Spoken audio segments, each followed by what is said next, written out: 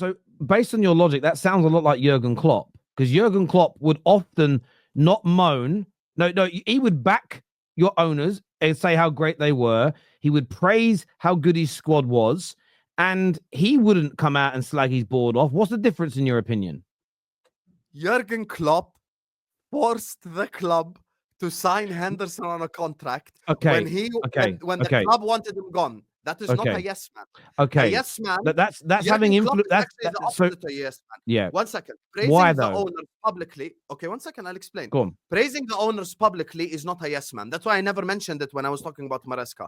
Praising the owners publicly is what every manager has to do, and I've never even criticized Arteta for it to begin with. No, I criticize no one for praising the owners, because you have to. I'm talking about your behaviors. I'm talking about your mannerisms, your charisma, the way that you talk, your application of in terms of the players. Can anyone go? Could John W. Henry or Michael Edwards or any person come to Jurgen Klopp and go like, you have to play Loris Karius or we'll sack you? Is that a plausible scenario? No. Therefore, he's not a yes man. I understand your point. However, you're talking about nearly a decade of data, so interviews, press conferences, players in, players out, versus 7 to 8 months. So it's very hard to do the comparison for me. I think the problem with calling people a yes man is we typically, if we like someone, we'll say they're not. If we don't like them, we'll look. Slot is a yes man. Please let me finish. Please, you think Arne Slot's a yes man? Yes. Okay. Times on his shows. Of course. Okay. Just calm down. Let's talk. So, but you think Arne Slot looks like he's going to be really successful, doesn't it? Yes, but he is a yes man. So So this is the thing when you're calling someone a yes man. If Arne Slot's a yes man and is on course to maybe winning a quad, a treble, a Premier League or a Champions League, Premier League double, is being a yes man innately bad? Not necessarily. Not necessarily. There are good yes men and there's bad yes men. The reason why Chelsea, reason why I brought up the argument is, I think, okay, I'll tell you why. Okay, let's come back full circle and make the important point in this yes man debate. The reason why I brought it up, Terry, is I don't believe they sacked Pochettino because he didn't finish in the top 4. I understand. I believe that they sacked Pochettino because he called them out publicly and was not a yes man. So they got a yes man in, the company guy that is happy to be there so he can do whatever Clear Lake want him to do. That's my genuine logic with it. Because if Maresca comes out publicly and says the target is not top 4 for this season, then we know. So my question to you both would be, so let me ask you this question, James. I think it's important. I'm happy to accept. I'm just digging to try and find out definition of yes man, good or bad for a club. What's better for Chelsea's future? A yes man who gets on, hang on. A yes man who gets on with the board, does what they say to a certain degree, and tries to get the best out of what he's got, or someone that kicks off, goes against the grain, and is sacked after 9 months, which is going to yield over a 8-9 year period the best results for Chelsea? I believe actually. Because of Clear Lake's yes, thank you, Osam. So here is the thing. The answer, Terry, right, depends on one answer, on one question. Do you guys believe that Clear Lake and the board and the sport directions have Chelsea winning is the more priority now for them, or the profit and flip for profit? Answer that, and you'll know what a yes man or not. That's it. That means a yes man will go with that, and Chelsea are not going anywhere. You get someone to expose these guys, fans turn, and they have to switch the priorities at the club. You get a yes man then, and he does things the way they want. Club goes nowhere because they can keep getting someone still in 6 months, a year, invest the money in the places that they don't want. You don't sign experience. And that is the problem. If you get someone like an Antonio Conte now, he will expose them. We think that exposing the sporting directors is good for the club? I believe so. Yeah, I believe so. Listen, boys, as I say, I get your logic, and it is sound. My only argument back to that is then that fans shouldn't even be focused. If that's what you're saying is true, based on your definition of this and your outlook of this, then already fans shouldn't even be thinking about their squad or their players. They shouldn't be reviewing games. Everything they talk about should be board, owners, because even if they get a manager that exposes, let's all be real for a moment. We have seen clubs like mine do protests. We've seen all these things that our clubs have done. and very little changes, because fans are never going to be willing to do the only thing that could make a club change. And ironically, Man United fans are saying they're going to boycott now. The ticket prices have gone up because it's costing them money, but they weren't willing to boycott when it wasn't costing them additional money. I understand your point.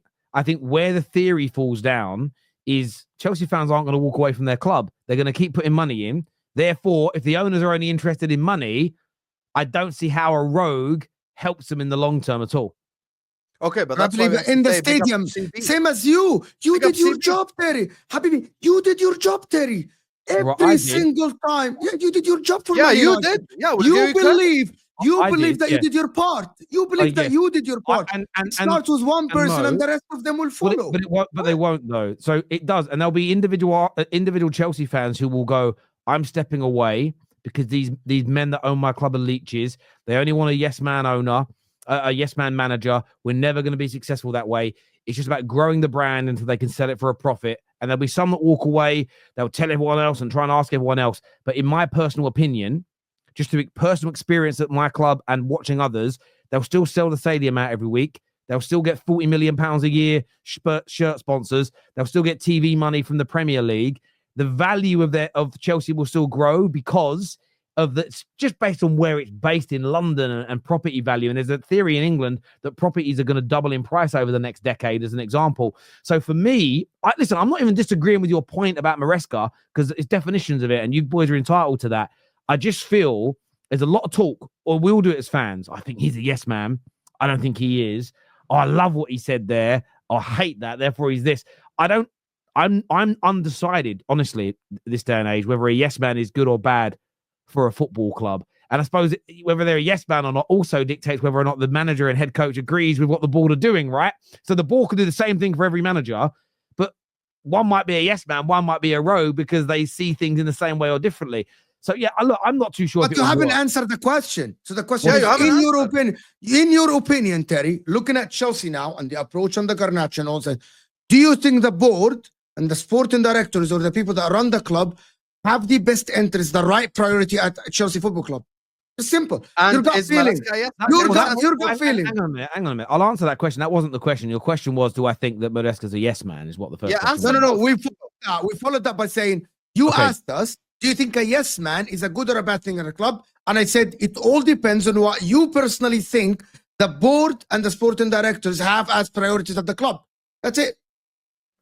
Yeah, look, I think from my point of view, I've always had a feeling that they're trying to build something brilliant. My mind, this window has started to change. So it hasn't completely changed because I don't operate like that in life. And the reason I'm saying that is because they're on the edge of the title race. They're falling away from it. They were in a title race. They could have gone out and bought a really good striker, improved their back line, goalkeeper, defense, and they haven't done it. And for me, I've kind of followed the pattern of what they've briefed and what their fans have said. But when we're ready to strike, they'll back us. It hasn't happened. So that's, but again, for what it's worth to Chelsea fans, that makes me doubt what they're doing. Doesn't mean they've completely got winning is not a priority in any way, shape, or form. I'm not going to make that statement at this point because my mind hasn't completely changed. Let's see what they do in the summer as an example. But what I will say is I think the board and the owners have let Chelsea fans so far, it might in the next 3 days change. I think they have let Chelsea fans down massively this window. There's no doubt about that in my mind. On Maresca being a yes man, if I go on by your definition, yes, he is. If I go by your definition, then I'll say that he is. Again, I could get another definition and say, well, no, he's not based on that. But I don't think the board at Chelsea have done anywhere near enough in any way, shape, or form this January. And by the way, someone here says, stop ganging on Terry. I don't feel ganged up on at all. It's called a conversation amongst friends. I'm fine.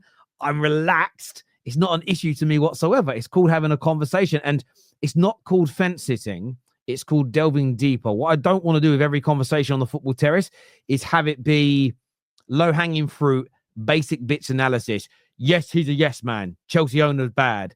Let's give some nuance. Let's give some details. Let's give some caveats. Let's look at things from different directions. Let's have a conversation like grown-ups. That's what we do here. As best, sometimes it's a bit of banter and a bit of fun, but there we go. I've got a lot of super chats to go to here that I want to jump into. Jim Carrey, The Ultimate Yes Man. Oh, that was a great movie. That was a great movie, Yes Man. It really, really was. Yeah. It's an interesting one. See, the thing with Yes Men is this: I'm a bit of a company man myself. So whenever I've worked for anyone or with anyone, I'm very dedicated to it. And publicly, I will always back and stand by them. Privately, I'm a challenger. So that's why when it comes to looking at a yes man, I ignore a lot of what I see in public. And I look at, but then you look over time around, do you get what you want? Have you improved things? Have things got better? Can you change things? Because if one of you employed me to work for you and you were doing something I thought was wrong, I wouldn't go on the internet and say anything. I'd come to you personally. So I suppose we view things differently. I was not a yes man. That's why I get upset when I see shit like this. Because when I was in my previous job, but I'm not a yes man. But again, it's how you behave. So what I will never do is anyone that's paying me a salary, anyone who's invested in me, I will not disrespect that and when I say public environment, I'm not talking when I worked in the banks. I wouldn't be in a team meeting and my boss do something wrong and out my boss in front of everyone. I'd pull him or her aside and have a private conversation because they've given me this job. They've given me a promotion. I've got respect for them for that reason. So there's a right and a wrong time to do things in my view. So that's why I view my previous job differently to other people. I found a way to get to the owner directly of the company that I was working for. And I sat down with the owner and I told him everything about the company and I got sacked. Well, there we go. You gotta learn from it. Maybe being a yes man is good for job security. Do you know why you got sacked though? And I bet I'm close to it. It weren't even probably what you said per se.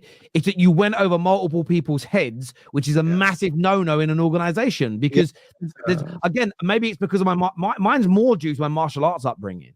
And when you get brought up in a real martial arts club, not a twice a week in a community center, I'm talking a full-time martial arts center. The hierarchy system within your club is so important. It's drilled into me from 5 years old. You believe in it. And the only time I'd go above somebody's head is if they continually kept on doing the wrong thing and it was going to damage things. But yeah, you don't do that. And all young people watching, don't go above people's heads as a general rule. You'll ruin your career and your life. Trust me. Don't do what Hussam did. But you will feel a lot better doing it. I'll be honest with you. I felt so good that day. Yeah, don't invite. Don't give advice. Don't give wrong. Just hold your tongue.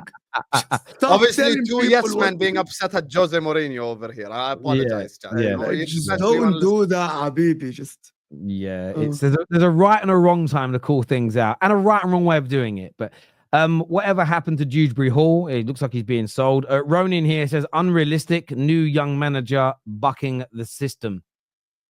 Yeah, that's the whole point. That's why he's a yes man. Because he's listening to what's funny about it. They say it works though. They say they win the Conference League next year, the FA Cup next season, and then they win the Premier League the year after and retain it. I'm painting a picture. Fantastic. Then we'd come back to this conversation and go, for Chelsea, a yes man was good, which is why I won't make any overarching statements about it. I guarantee you that only will happen if they change the approach, like what they did with Pedro Neto, for example. So they went and forked the money for someone who has been in the league. Yeah. But if they go back now and start doing let's get this guy and see how much he's worth in the next 6 months. He's not going to get anywhere.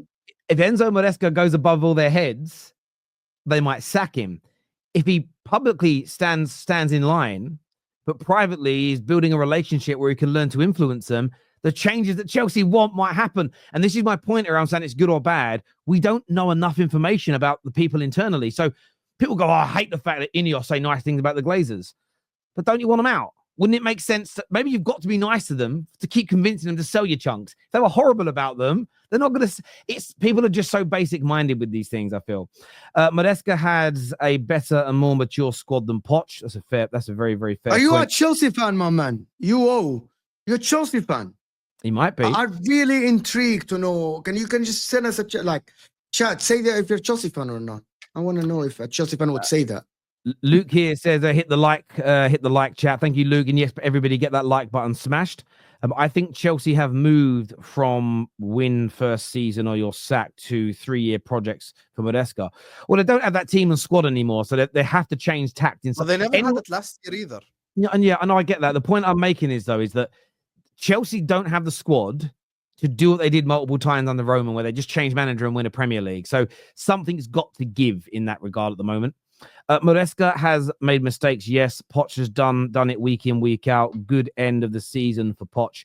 We know Chelsea more than you. Poch is also a yes man. I was Poch a yes man when he publicly called out your board and your owners, and he spoke publicly about the transfers that he wanted that he did not get, and he did not listen to stuff like you are forced to play Robert Sanchez. So how is he a yes man? You can't just say stuff for the sake of it. Big up the panel. I'm sorry, Hassan, but you can't be disingenuous. Poch took 30 match weeks to get us to 40 points. Maresca is young. Poch was experienced. Yeah, but maybe the players are just getting used to his style and system. As soon as they got used to the style and system, they started cooking. My man, super chatting. You're right. All these are facts and statements. So if you're a Chelsea fan, so you're accepting that your club now is being learn on the job club. Let's get the man to learn on the job. Yeah, just by the way, it's up to people. By the way, before you go on to the next super chat, by the way, it's up to you as a fan. But you cannot tell me I accepted the process and just go online, do a Twitter, and slug off other clubs when you do processes. You just can't. You cannot be two-faced. This is why I feel like sometimes when it comes to the banter, people, especially if you're someone that's going to put out content, just hold back on it because it's nearly always going to come back and bite you in the ass at some point. Hold back. When Hassan said we'd finish 6th behind Newcastle and Villa, I agree and thought it was logical. If only you said we'd be Maresca out a month later from Christmas. Spot on. I actually predicted we'd be Maresca out in March, to be fair. So, yeah. Mo wants us to sign superstars again. You mean do the same? This is about Man United. You mean do the same thing you told us to stop doing because it was failing. Plus, also the majority of superstar signings post Fergie were more commercial than football. Okay, so just to answer you, Joshua, number one, Sam misrepresented what I said. I mean established players. Maybe I misspoke, and if I said superstars, I raise my hand and I say You're I'm blaming wrong. me? Can you not interrupt me? Yes, because you kept saying superstars. Joshua, I meant what Man United need at the current moment are established players. When I mean established players, even Mazraoui is someone who plays for Bayern Munich. De Ligt has a career. Ugarte, PSG, was coached under Amorim and Luis Enrique. That is my point. Man United need the starters to be established. Players that Amorim can give instructions, they don't need they're not raw. That's what I mean, Joshua. Forget the Pogbas and the Zlatans and all these superstars. But I still believe, and I think Terry agreed with me, that Dorgo has to be, in the summer, there has to be more an established fullback, and then Dorgo is going to develop under him. That is what I meant, Joshua. If you misunderstood what I said, I'm sorry. It's Hussam's fault. Will Enzo have a job if he was still at Leicester? Well, it depends where West Rock. What does that mean? It depends how he would have done in the league. We don't. But that's what. Again, why are you saying that? If they were 15th in the league, yes. If they were bottom of the league, he probably would have got sacked. I mean, depends on where they. What if it's first to say, discussing what they are doing to Chelsea. Their priority isn't competing. Champions League is just a bonus for them. Becoming Dortmund, Brighton, pitiful. Do you know what's really interesting about that, though? Again, and this will completely change my mind about Clear Lake. Rory Jennings, and it's a theory. It's Rory Jennings' theory. He's a Chelsea fan, so he's entitled to it. He feels if Chelsea miss out on the Champions League, he thinks that Cole Palmer gets sold this summer. Ooh, that would cause hell. So, and that also would say something. If they, for instance, this summer went, right, great, we'll cash in 120 million for Palmer, I feel like it wouldn't just be the loss of the player. I think there'd be again, me as someone that's kind of criticized a lot of what they've got wrong, I still have a belief they're trying to build a team that can win things. That would just be a case of, damn, he's only been there 2 years. To lose him a profit, that would set a bad precedent. Can I give you a theory? Can I give you a theory? Go on, they're going to pin it Cole Palmer. They're going to pin it on Cole Palmer wanting to leave. He wants to go to achieve bigger things at a bigger club. He's going to be, Cole Palmer cannot play Europa League again or Conference League. Cole Palmer must play Champions League football. He has to be at a club that is competing for the league. And then, we're not at fault. We didn't want to say, he just wanted to go. Yeah. And I think that is the story that will be written, like Cole Palmer has to achieve something bigger. That makes sense. And it goes for every player, That's how they'll sell it, and there's no doubt. It's like when